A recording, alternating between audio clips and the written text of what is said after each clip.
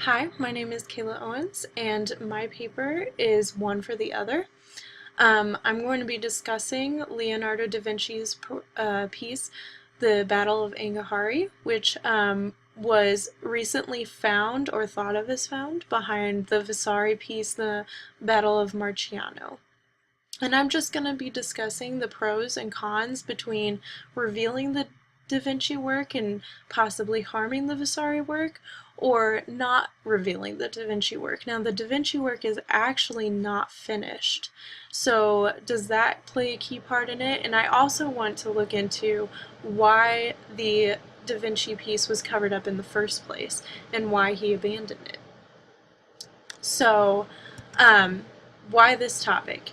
I think that the struggle that is happening between those who want to reveal the Da Vinci and those who do not is very interesting. There's a lot of art historians that believe that we shouldn't drill through the Vasari.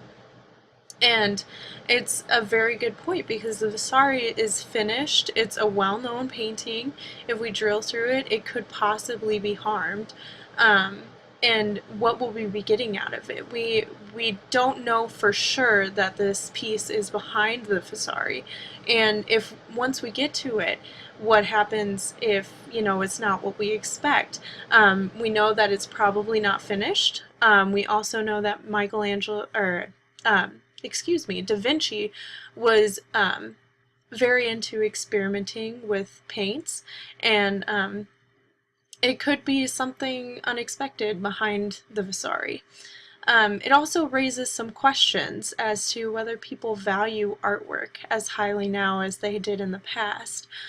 Because do we actually want to see this Da Vinci painting because we're excited about seeing it? Like the Da Vinci, studying it and all that? Or is it just this hype because it's new and it's been lost for centuries?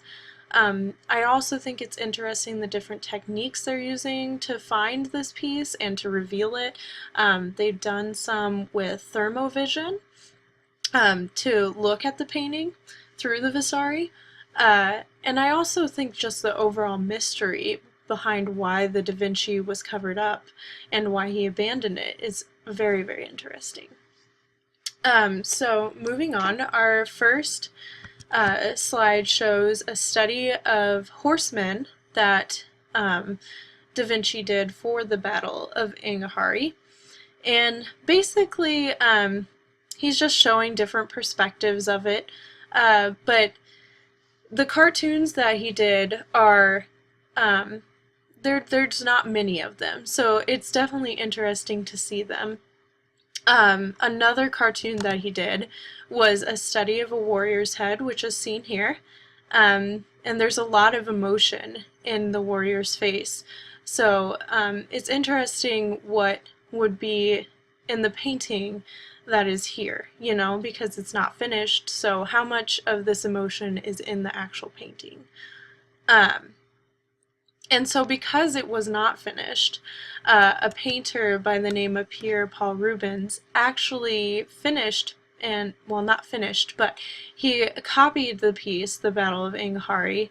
This is a chalk and pin drawing.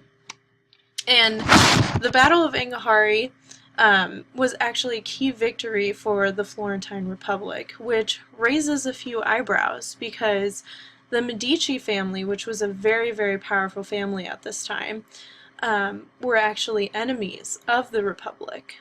And because of this, we wonder if maybe the piece by Vasari, which is the Battle of Marciano, seen here, was put over the Da Vinci because the Medicis didn't like the other depiction because it was something that didn't look kindly upon them.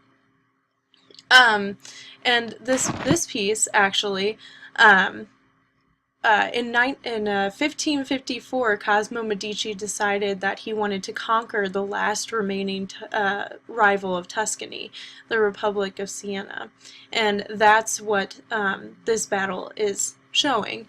So it definitely ties in with the Medici family extremely well, and it it's something to really consider. They were very, very powerful people. They had a banking empire, very wealthy. It would have been no shock for them to have been able to do this. Another thing to comment on is that Vasari's piece is said to have a man holding a flag that says, "Seek and you shall find."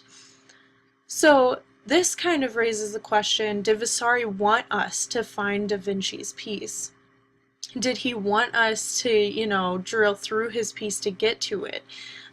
Would he have been okay with this? And although that has been found, also there's an article on Discovery.com that states that Vasari would have never covered a work by an artist he admired so much in the hope that one day someone would search and find it. So those are really contradicting viewpoints. And it you know, it's just seeps more into that mystery of this piece and why. And so I think that's going back to the Medici family, why they think that they're such a key part in this, as to why it was covered up. So moving on, as you see here, this piece by Da Vinci, The Adoration of the Magi, is actually unfinished, and this goes back to the Battle of Anghiari because it was also not finished. Now, Da Vinci was known to be a very big procrastinator, and so it could have been nothing to do with the Medici at all. It could have been just that he threw up his hands one day and decided, I don't want to do it anymore, and just walked out. As for this piece, nobody really knows why he didn't finish it. He has a lot of sketches leading up to this, and this just sits undone. And this leads into the fact that he was also a big experimenter with paints, as I said before.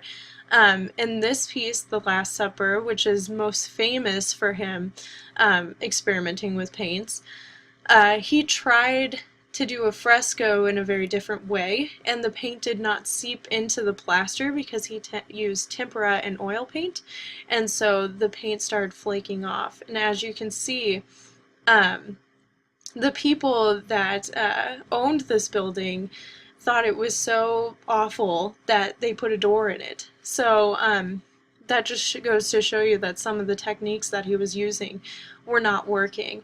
And actually I found that he, on the Battle of Anghiari, put an undercoat that was so thick that they think that maybe the paint, when applied, started dripping. So this could be a factor as to why he abandoned the painting.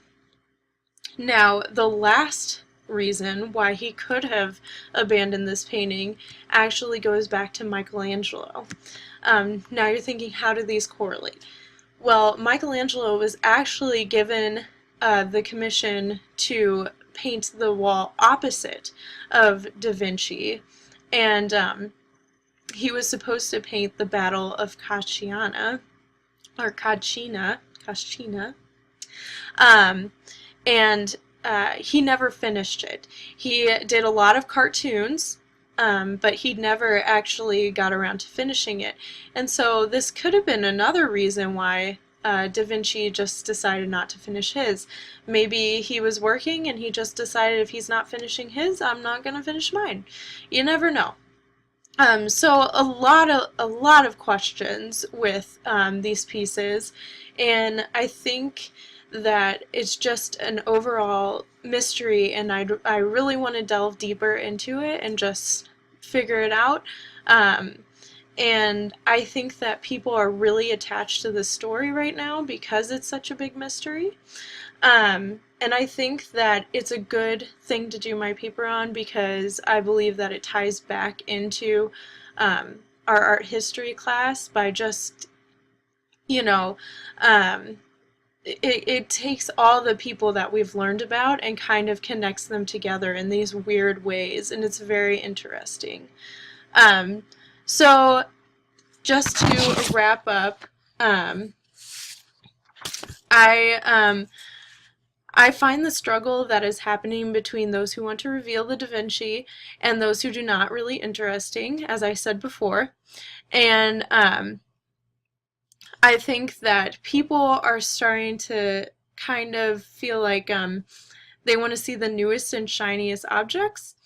And I think that maybe this isn't maybe the right thing. Maybe we shouldn't just be going for the newest and best. We should just stick with what we have, which is a Vasari piece. And that's why I entitled this One for the Other, because really there's a possibility that we could drill through the Vasari piece and we could find nothing behind it and ruin a perfectly good piece of artwork. Is it worth it? That's a question. Thank you for watching.